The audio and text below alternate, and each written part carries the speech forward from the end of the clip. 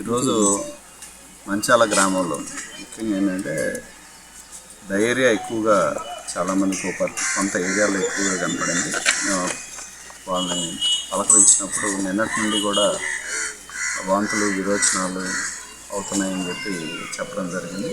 అధికారులు ముఖ్యంగా ఏంటంటే అధికారులు నిన్నటి నుంచి గ్రామంలో ఉంటే ఇప్పుడు తిరుగుతూ ఉన్నారు. డిఎంహెచ్ఓ కానీ మిగతా అధికారులు కానీ. అంటే నేను అనేది అధికారులు కనుక నిన్నే కొద్దిగా స్పందించి ఏం జరుగుతుంది కనుక్కొని ఉంటే కొంచెం మెరుగైన ఇది ఉండేది.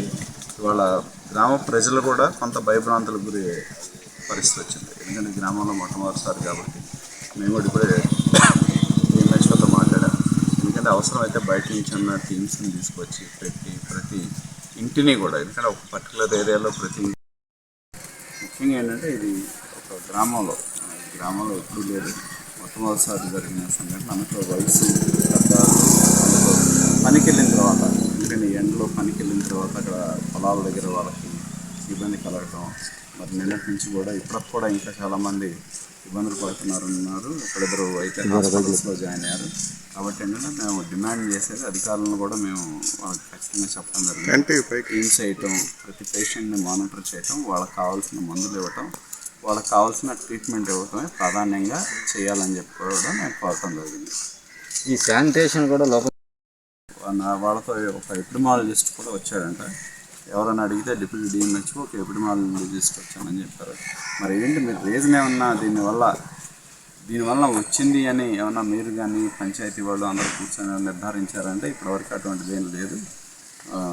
మేము పేషెంట్స్ని పలకరిస్తూ ఉన్నాం, వాళ్ళ ఏంటి అనేది తెలుసుకుంటూ ఉన్నామని చెప్పారు. ఎందుకంటే ఇప్పటివరకు అది దేనివల్ల వచ్చింది, ఒక పర్టికులర్ ఏరియాలో రావటం అంటే ఖచ్చితంగా ఆ ఏరియాలో ఒక కాన్సన్ట్రేట్గా వచ్చిందంటే ఏదో ఒక రీజన్ ఉంటుంది. ఆ రీజన్ ఇప్పటివరకు ఐడెంటిఫై చేయలేదు. బట్ నేను డిమాండ్ చేసింది ఏంటంటే ఇవాళ ముఖ్యమైనది ట్రీట్మెంట్ ఇవ్వటం కాబట్టి, తగిన మందులు ఇవ్వటం కాబట్టి ప్రతి ఒక్క పేషెంట్ని మానిటర్ చేసి వాళ్ళకి కావాల్సిన మందులు ట్రీట్మెంట్ ఇవ్వాల్సిందిగా మేము డిమాండ్ చేయడం జరిగింది. మనకి ఇప్పుడు చేబ్రోలు పిహెచ్సి మండలంలో మంచాల విలేజ్లో మనకి వాంతులు విరేచనాలన్న దీని మీద స్ప్రెడింగ్ వల్ల ఇక్కడ వచ్చి మేము చూసాము. ఇక్కడ మనకి చూస్తే మెడికల్ క్యాంప్ మంచాల విలేజ్లో మనము సెక్రటరియట్లో క్యాంప్ రన్ చేస్తున్నాము. సో ఇక్కడికి మనకు చూసుకుంటే ఇక్కడ 2 ఐబీ ఫ్రూట్స్ పట్టడం జరుగుతుంది. అదేవిధంగా మొత్తం టీమ్స్ ఒక 3 టీమ్స్ ఫామ్ చేసి house to house visit conduct చేశాము. మనకి మైల్డ్ కేసెస్తో మనకి దాదాపుగా 30 మంది దాకా ఉన్నారు. వాళ్ళందరికీ హోమ్ ట్రీట్మెంట్ ఇవ్వడం జరిగింది. ఎవరికైనా బాగాలేకపోతే రౌండ్ ద క్లాక్ మనకు పిహెచ్సి ఉంటుంది. ఇమీడియట్గా పిహెచ్సికి వచ్చి ట్రీట్మెంట్ తీసుకోవాల్సిందిగా కోరుతున్నాము. తర్వాత ఏదైనా ఎమర్జెన్సీ ఉంటే మెడికల్ ఆఫీసర్ నెంబరు, తర్వాత మన ఏఎన్ఎం గారు ఉంటారు, వాళ్ళ నెంబర్ కూడా ఇస్తున్నాము. 108 అవైలబుల్గా ఉంటుందండి. సో మీరు ఎటువంటి భయాందోళన గురి కాకుండా ఇమీడియట్గా వైద్య సేవలను తీసుకోవాలని రిక్వెస్ట్ చేస్తున్నాను.